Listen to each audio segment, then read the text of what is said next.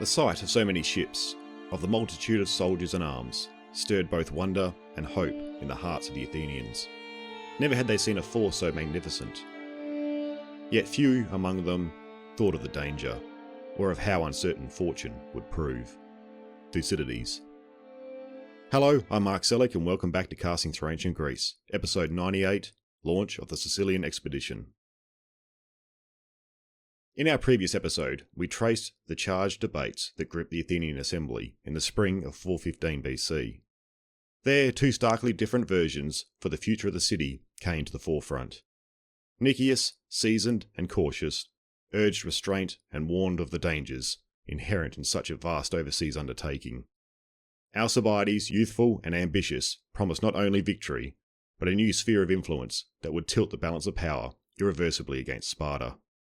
The citizens, swayed by the visions of imperial expansion and their own memories of past successes, voted to dispatch an expedition of unprecedented scale to Sicily. Even as Nicias tried one last time to discourage the project by demanding an impossibly large force, the assembly responded by granting him exactly what he had requested. Thus, what began as a call for caution became the authorization of Athens' greatest gamble. By the height of summer, the consequences of the vote had taken visible form. In the harbour of the Piraeus, triremes and transports were being fitted out, hoplites and archers mustered, cavalry prepared, supplies amassed. Citizens and allies alike poured resources into the enterprise, producing an armament that dwarfed any single operation yet attempted by the Greek polis. The spectacle impressed even contemporaries, hardened by decades of war. Thucydides, who records the episode, remarks on the extraordinary splendour and expense of the fleet, noting the gold and silver fittings on the triremes, the lavish equipment of the crews, and the sense that all Athens was on display before the Greek world. Yet beneath the outward show of confidence, raw undercurrents of tension and foreboding. The decision to launch the Sicilian expedition marked more than a logistical achievement. It represented a turning point in the Peloponnesian War and in the character of Athenian imperialism itself. What had begun as a defensive alliance against Persian aggression had by 415 BC become an empire maintained through tribute and coercion. The conquest of Milos only months earlier had revealed the harsher face of Athenian power. Now the assembly had chosen to project that power across the western seas, to a theatre whose size, politics and terrain were only imperfectly understood. This episode will follow the Athenians as they make that leap, from debate of action, from deliberation to departure. We will stand with the crowds gathered on the quarries of the Piraeus to witness the prayers, libations, and paeans sung as the fleet embarked, and we'll consider the hopes and anxieties that infused that moment. For Athens, the summer of 415 BC was a point of no return. In the grandeur of the Sicilian armament lay both the height of the city's ambitions and the seeds of its greatest disaster. The scale of the expedition in military terms that was now being prepared was immense. We had seen, when the initial debates of the expedition took place, a limited force of 30 triremes had been agreed. However, with the continued debates taking place in the assembly, Nicias, through his attempts to warn against the expedition, he had inadvertently convinced the Athenians to vote to increase the force available for the campaign. In the debate, Nicias had been challenged to estimate the force required to bring a successful outcome to the expedition, as he had only initially taken the approach of warning the Athenians that what they had voted for was nowhere near enough to achieve their goals. His tactic here was to persuade the assembly that the force needed for their aims was far too immense, and that they would lose any appetite for the expedition when they realised the true extent of what was required. However, instead of this remaining an abstract figure, one of his political rivals would force him to provide actual numbers to the assembly. This backed him into a corner, and he reluctantly provides some rough numbers that the assembly could now work with, and that they would end up seeing as being acceptable. This would result in the assembly voting Nicias into a position that he did not want to be in. He was opposed to the expedition from the start and had attempted to fight against it, going ahead in all the assemblies. But now he found himself voted in as one of the generals who had full powers in regards to the numbers to be mobilised for the campaign. This had now placed him in a dilemma. He was put in a commanding role in an expedition he warned against, but now if the campaign was to have any chance of success, he would need to ensure a large enough force would sail. Nicias had gone from attempting to scrap the idea of an expedition to Sicily to now being one of the commanders arranging the largest expedition sent out yet by the Athenians. The force that would finally be agreed upon to sail from the Piraeus to Sicily would be 134 triremes, 5,100 hoplites, 480 archers, 700 slingers, 120 other infantry, and 30 cavalry. Not all of these forces would come from Athens, but others within the Athenian Empire would help make up these numbers. There would be ships supplied by Chios, Rhodes, and other smaller allies.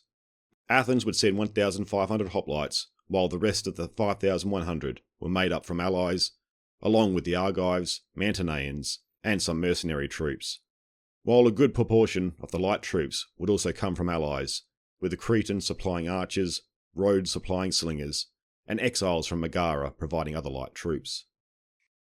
With such a large force sent out, it would need to be supported logistically if they were to sustain operations so far from home. The preparations for this were immense, as the Athenians spared no expense in ensuring that the armament appeared worthy of their empire's reputation. Funds were drawn from the public treasury, while private citizens competed in outfitting their ships and men with lavish displays of wealth. Triremes were fitted out with gilded ornaments, painted figureheads, and the best quality gear. Rowers received full pay, and the hoplites were equipped with a new panoply of polished bronze. In this way, the expedition became not only a military venture, but also a grand public spectacle of Athenian prosperity. The financial strain on Athens and its allies was considerable.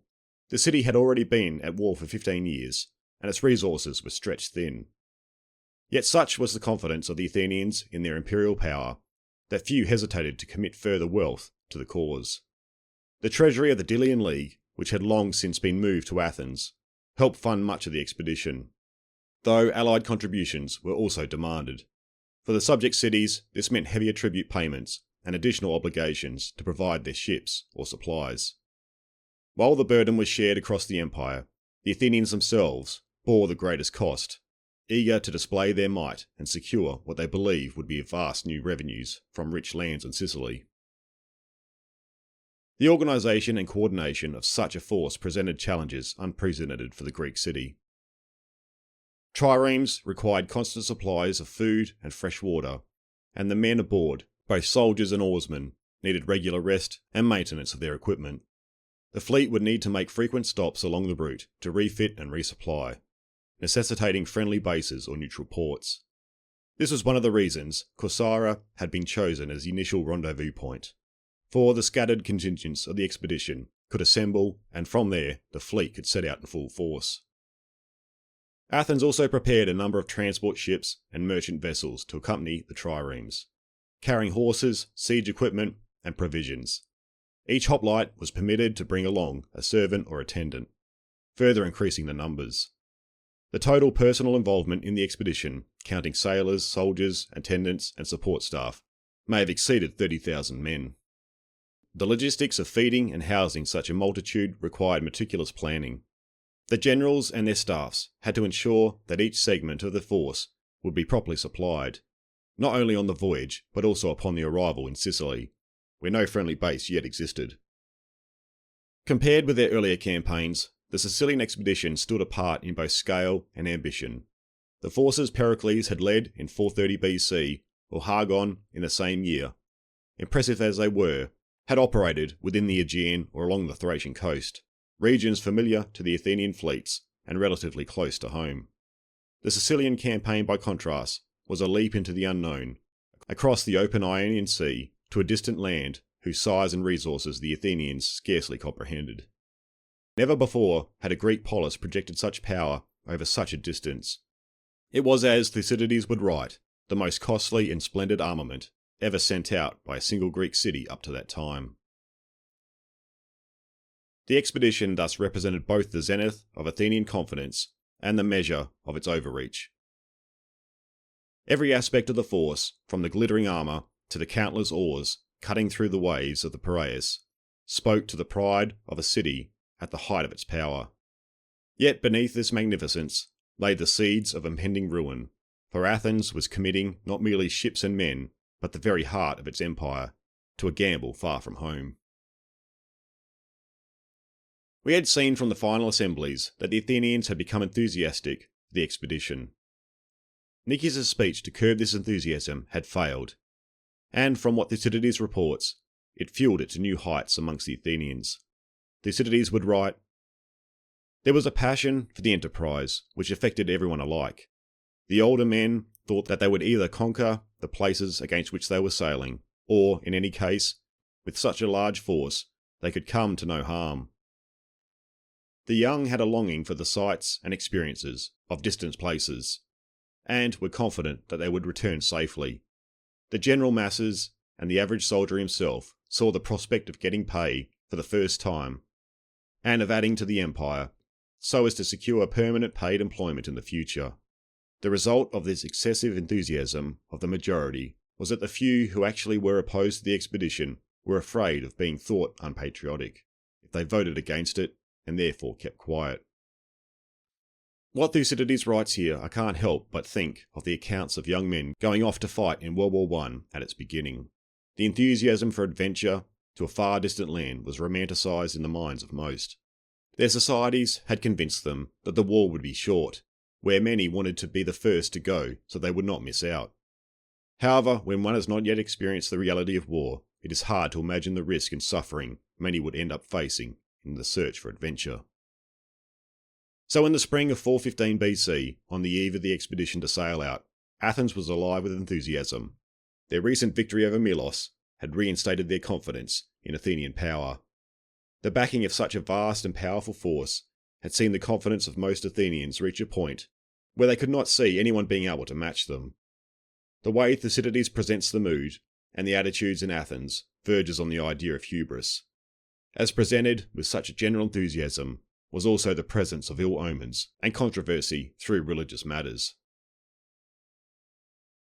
As we presented last episode, Thucydides frames the Sicilian Expedition as a venture destined to fail. Here, as the fleet assembled and prepared to sail, he showed the height of Athenian confidence, but he now also reports of warnings and events from divine matters that would cause any pious man to pause and think about what may lay ahead. Although the majority were in favour of the expedition going ahead, there had been warnings from some priests, and some had presented omens that spelt disaster. However, these had failed to deter the Athenians from their preparations. Though not long before the fleet was due to set sail, more ominous events would take place that Athens would respond to more seriously. As Athens awoke one morning in early June of 415, it had been found that many of the stone statues of Hermes, known as Herms, throughout the city had their faces smashed and the phalluses broken off. Herms were four-cornered stone pillars topped with a bust primarily depicting the god Hermes, with a male phallus carved into the base. They originated as simple boundary stones, but they were developed into cult objects by the Athenians and placed at significant locations such as the crossroads, private doorways, and the agora, serving as markers of boundaries and as powerful protective symbols for homes and cities.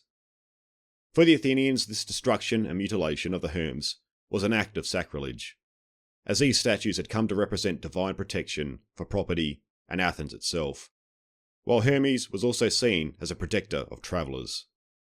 With the scale of the vandalism, the ramifications of what this could represent was on show for all to see. From a religious point of view, many could not ignore the ill omens presented. However, from the political standpoint of the Athenians, it also represented an attack on its democracy. The fact that the damage had occurred over the entire city in one night indicated this was not the work of some drunken fools, but appeared to be an organised group acting in unison. The Athenians would take the matter of the Herms very seriously because of both the omen for the voyage. Many could not ignore the fact that it appeared a conspiracy against Athens' democracy was brewing. The next meeting of the assembly would see an investigation into the matter launched. It would appear they were desperate for a quick resolution to the matter, so as to bring everyone's mind to ease before the fleet would sail. Thucydides tells us the measures the assembly would take to try and achieve this. Large rewards were offered by the state in order to find out who the criminals were, and there was also a decree passed guaranteeing immunity to anyone, citizen, alien or slave, who knew of any sacrilegious act that had taken place and would come forward with information about it.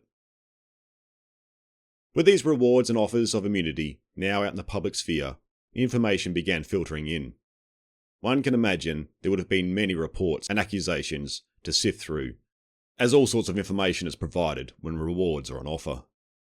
The assembly, or those placed in charge of vetting the incoming information, ended up coming across a report that caught their eyes, as it also involved sacrilege and connected one of the most influential men of the city to these activities. The information didn't relate directly to the event of the Herms, but it spoke of other mutilations and religious images, but also alleged mock celebrations of the Eleusinian Mysteries taking place in private residences. As the report was looked into deeper, it was accused that it was Alcibiades and his friends that were at the centre of these events. It is probably a good idea here to quickly explain the Eleusinian Mysteries, so we can see why this report was taken so seriously and the event seen as sacrilegious. The Eleusinian Mysteries were secret initiation rites honouring the goddess Demeter and Persephone, held annually in Eleusis, beginning around the Mycenaean period and lasting over 1,000 years. The rites involved a reenactment of the myth of Demeter's search for her daughter Persephone, and culminated in a secret ritual within, providing initiates with profound spiritual experiences related to death, rebirth, and the promise of a better afterlife. Initiates were bound by Athenian law and took a vow of secrecy regarding the rites, which were so well kept that the exact nature of the rituals remained a subject of scholarly debate for centuries.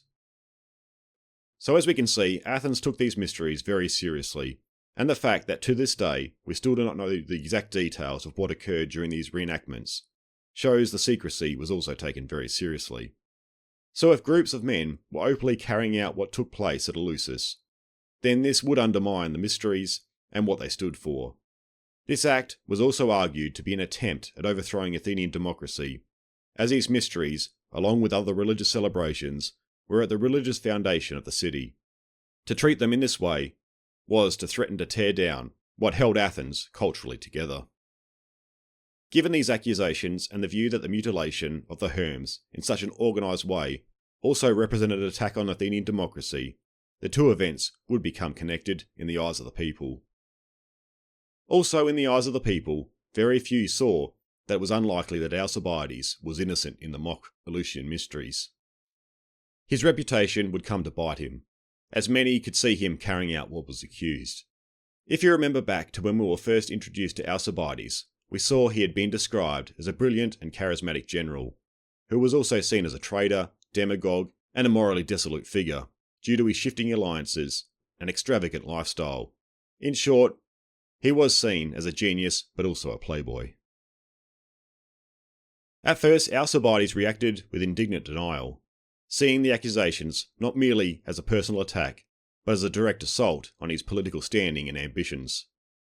He had staked his reputation on the Sicilian Expedition, presenting himself as its chief architect and visionary.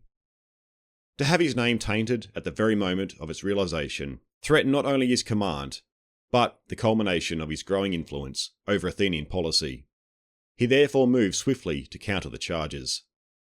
Standing before the assembly, Alcibiades publicly protested his innocence, declaring that he had taken no part in either the mutilation of the Herms or the mocking of the mysteries. These were, he claimed, the lies of jealous men who feared his rising power and sought to destroy him through slander.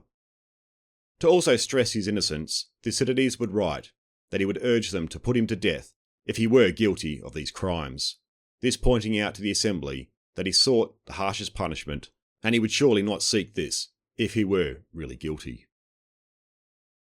His immediate response was to demand that the matter be investigated at once, before the fleet departed for Sicily. Alcibiades urged the assembly to hold a full and open inquiry while he was still present in the city, insisting that he was ready to stand trial and face whatever punishment might be decreed if found guilty. This bold move was not merely an act of defiance, it was also a calculated political manoeuvre. Alcibiades understood the mood of Athens at that moment. The city was charged with excitement for the expedition, and his name was closely bound to its hopes. A prompt trial would play into the enthusiasm of the crowd and the loyalty of the troops who admired him. He was confident that the public, still dazzled by the grandeur of the forthcoming armament, and by his own charisma, would rally to his defence. This was entirely in keeping with Alcibiades' political temperament.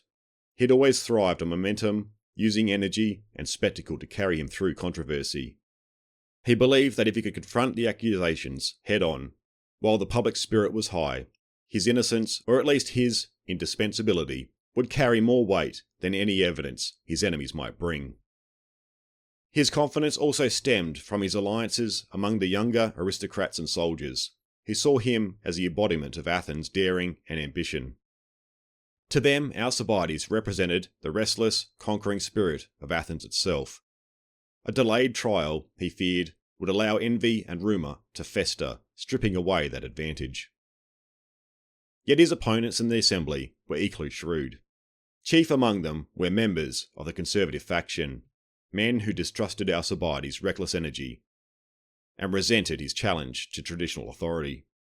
Nicias and others of his circle had little personal love for Alcibiades, though their opposition was cloaked in appeals for prudence and religious piety. When the question arose of how to proceed, they argued that it would be unwise to conduct such a grave trial on the eve of a major campaign. The city, they claimed, could ill afford internal division at the time when unity was paramount. Their public reasoning was one of civic caution, but beneath it lay a more calculated aim, to remove Alcibiades from Athens long enough for them to shape public opinion against him. If he could be recalled later, accused in absentia, and condemned without the force of his personality to defend him, they would rid themselves of a dangerous rival once and for all. The arguments of the conservatives would end up swinging public opinion. Their open reasoning had swayed the assembly with what appeared to be a sensible approach given the eve of the expedition. However, it was their desire to rid themselves of this political enemy that had fueled their arguments. Alcibiades' reaction to this decision was a mix of frustration, suspicion, and controlled composure. He saw through the political game being played, but knew that open defiance would only deepen the impression of guilt. Moreover, as one of the 3 appointed generals with full powers, any appearance of insubordination could undermine the expedition before it even began. Thus, he chose to submit outwardly to the assembly's will, agreeing to postpone the inquiry and sail with the fleet as planned. It was a tactical retreat, not an admission of guilt. Still, the decision weighed heavily on him, as he departed from Athens, leading the most splendid armament ever assembled by a Greek city. He did so under a shadow of suspicion. He knew that once the excitement of the departure faded, his enemies would waste no time in getting to work to discredit him. For all his brilliance and confidence, Alcibiades understood that the real danger now lay not in Sicily, but at home in Athens, among the very men who applauded him as he set sail. In midsummer of 415 BC, the day had arrived for the Athenian fleet to finally set sail on its grand adventure across the sea to Sicily. The smaller ships and those carrying the grain and other supplies had already departed from the many locations, with orders to assemble at Corcyra. However, the main fighting strength of the Athenian force and their allies that were in Athens now made their way down to the Piraeus to man the grand fleet. The day of departure matched the enthusiasm leading up to that point, where Thucydides writes of the rest of those in the city. With them also went the whole population, one may say, of the city, both citizen and foreigners, the inhabitants of the country, each escorting those that belonged to them, their friends, their relatives, or their sons, with hope and lamentation upon their way, as they thought of the conquests which they hoped to make, or of the friends whom they might never see again, considering the long voyage which they were now going to make for their country. Thucydides now also reminds us of the tragedy that would befall this force. Where he had painted a picture of celebration and enthusiasm amongst the people, leading up to and the day of departure, he would now also insert caution into the people's minds. He would say, "Indeed, at this moment, when they were now upon the point of parting from one another, the danger came home to them, more than when they had voted for the expedition. Although the strength of the armament and the profuse provisions which they had observed in every department was a sight that could not but comfort them. Here we see Thucydides representing the fears of Athens coming to the surface, but then the overconfidence in their material strength, and to a degree their hubris, what they knew to be true as the fleet departed. Here, since we are quoting Thucydides, I think I will continue to do so, as he describes the scenes as the fleet departs very vividly, and I think it is worth capturing the moment as he describes it. The ships being now manned, and everything put on board with which they meant to sail, the trumpet commanded silence, and the prayers customary before putting out to sea were offered, not in each ship by itself, but by all together, to the voice of a herald. And bowls of wine were mixed through all armaments, and libations made by the soldiers and their officers in gold and silver goblets. They were joined in their prayers by the crowds on shore, by the citizens, and all those who wished them well. The hymns sung and the libations finished, they put out to sea, and first sailing out in column, and then raced each other as far as Aegina, and so hastened to reach Corcyra, where the rest of the allied force was also assembling. Once the great armament had departed for Sicily in the summer of 415 BC, the mood in Athens began to shift. The city, which only weeks earlier had been consumed by excitement and anticipation, was now filled with growing unease. The mysterious mutilation of the Herms remained unsolved, and the second scandal, the alleged mockery of the Eleusinian Mysteries, continued to cast a shadow over the community. With Alcibiades and many of his prominent associates now absent on campaign, the investigation took on a new and more dangerous tone. In the atmosphere of fear and suspicion that followed, the inquiry became increasingly politicised. At first, the authorities had found no firm evidence linking Alcibiades to the crimes. But as months passed, witnesses began to come forward, some out of genuine conviction, others motivated by self-preservation or personal gain. The government, seeking to restore order and show piety before the gods, encouraged anyone with information to speak. The atmosphere quickly degenerated into one of hysteria.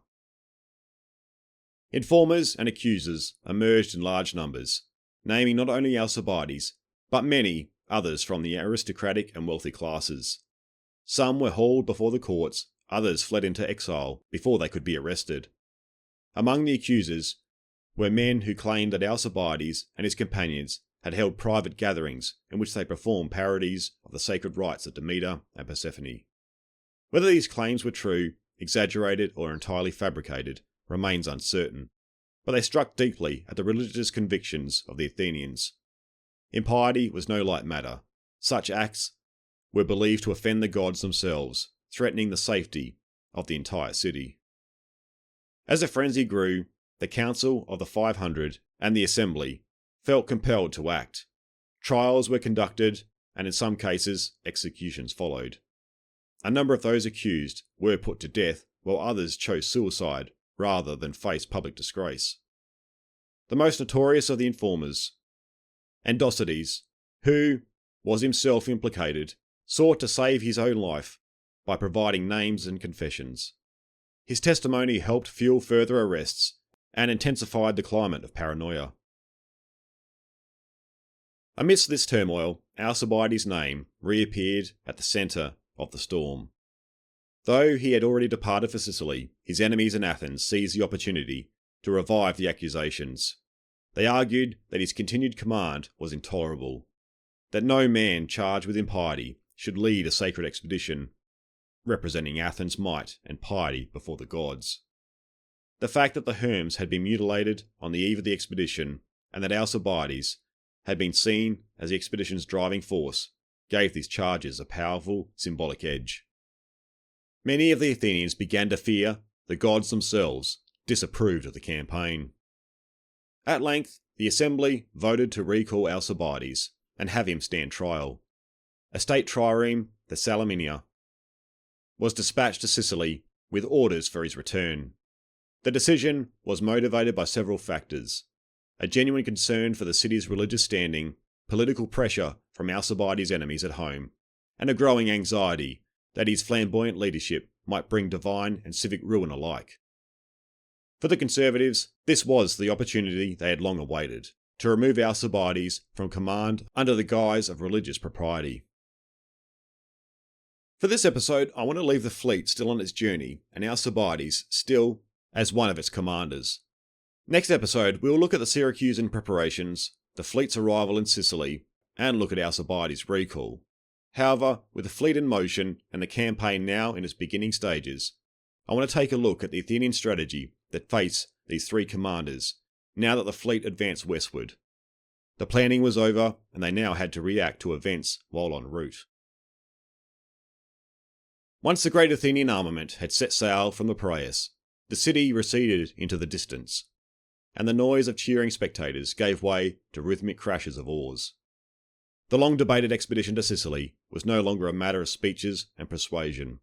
It was now a reality, carried out on the sea. Alcibiades, Nicias, and Lamachus, each commanding distinct visions of the campaign, were now united aboard the largest fleet a Greek city had ever sent forth. Their task was to transform Athenian ambition into practical strategy. At sea, the commander's immediate focus was no longer political but logistical. They now had to ensure that this immense host, over 130 triremes, dozens of transports, and thousands of men, would reach Sicily in fighting condition. The fleet's route had been carefully chosen. It would hug the southern Greek coast, pass by Corcyra, and then trace the heel of Italy before then crossing the narrow straits to Rhegium. These were not simple waypoints for rest. Each stop was a calculated move in a larger plan, a chance to gather supplies, assess friendly harbours, and project Athenian might before the cities of Magna Graecia. Maintaining order in such a vast force was a challenge in itself. Alcibiades and his colleagues knew that discipline and coordination were vital as any weapon. A single lapse, a scattered formation, or an undisciplined anchor could cripple the expedition before it even reached its destination. The fleet thus moved in stages, the commanders intent on keeping it cohesive and alert. But the voyage was more than a logistical exercise. It was also the first act of diplomacy. Alcibiades, ever attuned to politics, saw this stage as an opportunity to prepare the ground for alliances. The fleet's passage through southern Italy was designed to be as much a display of strength as a plea of cooperation.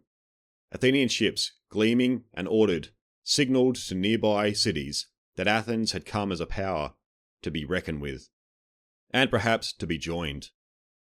The generals hoped that by the time they reached Sicily proper, they would not appear as invaders, but as the leaders of a coalition of Greek states ready to bring order and balance to the island's quarrels. Still, the great question remained unresolved: how the campaign itself was to be conducted once they arrived. The generals were divided. Lamachus urged an immediate and bold strike against Syracuse, arguing that speed and surprise were Athens' best allies. Nicias, cautious by nature and doubtful of the entire venture, preferred to wait, to gather intelligence, to test the loyalty of potential allies, and to move only when circumstances were clearly in their favour. Alcibiades, balancing between ambition and calculation, proposed a more measured course: to first win over allies across Sicily, encircle Syracuse diplomatically, and then strike once the city was isolated and friendless. This disagreement in strategy was not yet an open conflict, but the seeds of future division had already been sown. When the fleet reached Corcyra, it gathered the remaining allied contingents. There, the sheer sight of the combined armament inspired both awe and confidence. Thucydides would later remark that no Greek force had yet ever sailed in such grandeur. The men believed they were embarking on a campaign that would reshape the Greek world. But beneath this optimism lay the first hints of strain. The realization that feeding and maintaining such a host across the length of the Mediterranean would test even Athens' formidable resources. As the Armada pressed westward, the commanders began to sense how distant Sicily truly was. Not in just miles, but in its political and logistical isolation. The fleet's need for grain, water, and harbour space made each coastal city a negotiation. Some Italian Greeks received them with cautious hospitality, but few offered open support. Most feared to anger Syracuse or Carthage by allying themselves too visibly with Athens. Then, even as they sailed, troubling word began to circle. Reports from Athens that the investigations into the mutilation of the Herms and the profanation of the Mysteries were deepening. Though Alcibiades continued to perform his duties, there could be little doubt that political intrigue was tightening around him. For the moment, he focused on the campaign, confident that his success abroad would vindicate him at home. Yet this cloud would soon darken over the fleet itself. When at last the expedition reached the Italian coast and anchored off Rhegium, the generals sought to transform their planning into action. Their first move was to send envoys to Segesta, the Sicilian city whose call for aid had launched the entire venture. But the news they received was disastrous. The Segestians had deceived them. The vast sums of silver that they had promised to fund the campaign did not exist.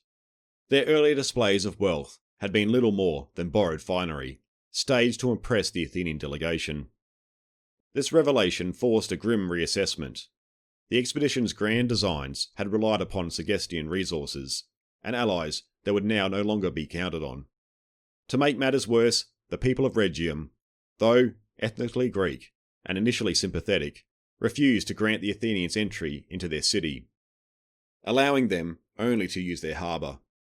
What had begun as a confident march towards conquest was quickly becoming an exercise in improvisation. Still at Rhegium, the Athenians began to chart their course for Sicily proper.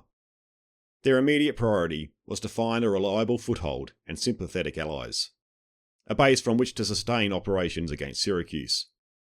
Yet every signal pointed to a more difficult road than the assembly and the Athenians had imagined. The fleet was intact, its morale high, but the strategic picture had changed. The dream of a swift and glorious victory was already beginning to yield to the hard realities of distance, divided command, and uncertain allies. The Athenians had left their city convinced that their power and purpose would bend the Western Greeks to their will. But even before they set foot on Sicilian soil, they were learning that empire, especially one projected across the sea, would demand more than boldness and eloquence. It would demand unity, patience, and luck, all qualities that were already showing signs of strain. As the Sicilian expedition set sail, Athens stood at the height of its power. The scale of the force, the splendour of its departure, and the confidence of its people all reflected a city convinced of its destiny. Yet beneath the pageantry lay tension, whispers of divine displeasure, political rivalries simmering beneath the surface, and omens that hinted at darker turns to come. While the people rejoiced in the might of their fleet, others feared that Athens had ventured beyond prudence, driven more by ambition than necessity. Alcibiades, once the expedition's brightest star, now sailed under a shadow of accusation, his fate uncertain as his enemies worked against him at home. At sea, the armament pressed westward, a moving symbol of Athenian greatness, but also of its own growing overreach.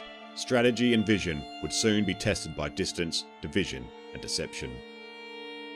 In the next episode, we turn to what awaited the Athenians upon their arrival in Sicily, how the Syracusans prepared for the coming storm, and how the recall of Alcibiades would begin to unravel the unity of Athens' grand design.